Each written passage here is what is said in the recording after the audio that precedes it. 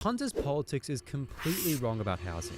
In this video, Punters politics goes over why Australia should pursue the Singaporean model of housing, though in my view, his framework of political economy is too limited by his vague populism. Here, Punters politics goes over why Singapore is successful in housing just over 90% of its population through a public property developer, the Housing Development Board.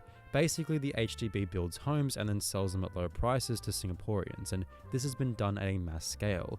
He then goes on to praise Liberal Prime Minister Robert Menzies for pursuing a similar policy. Over 90% of the city's households own their own homes, and 80% of Singaporeans live in government-built flats. You would think it's not even possible.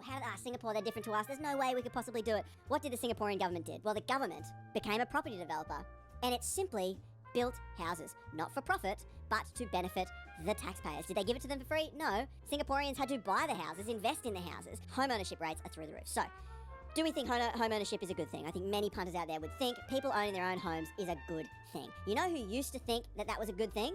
Liberal Prime Minister Robert Menzies. This bloke here thought that home ownership wasn't some communist pipe dream, but the lifeblood and the foundation of making little capitalists who can own their own little piece of Australia, their own piece of land. You know what? I kind of agree with him. One thing to crucially mention about Singapore that Punters politics didn't is its incredibly high migrant worker population of 1.3 million people. And these workers, A, aren't counted in the statistics because they're not technically citizens, B, generally work and live in incredibly poor conditions and by every metric systemically treated like shit by the Singaporean government in return for the work that they do. So not only are these homes built with this highly exploitative labor, but if you include Singapore's non-citizen worker population, that brings down the nearly 90% home ownership rate to about 60%. But sure, if you only count Singaporean citizens, this is clearly a successful program, right?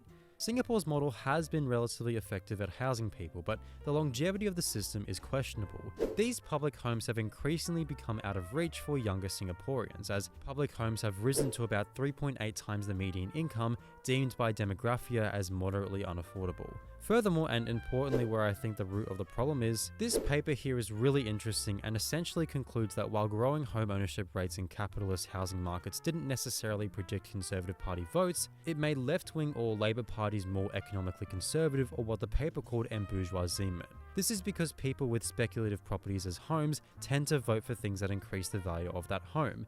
This is then when you get lobby groups and peak councils and people seeing this as an investment pathway, and before you know it, you've got a whole hegemonic apparatus dedicated to maintaining and accelerating price growth, and you're on your way towards the very financialized and out of control system we've got today. And I think Singapore is on that road as well. We in Australia have an entire history that demonstrates this tendency. The foundation of Australia itself, that being colonisation, was actually primarily driven by individuals buying public land from the government and building a home or setting up a farm. And this went pretty well for a few decades until in 1890, Australia experienced arguably its worst economic depression in its history. This then leads to the final thing that Punters politics lacks, an explanation as to how Australia can just turn on the Singapore switch. Let's assume that Singapore's model is actually great and we should legislate it tomorrow.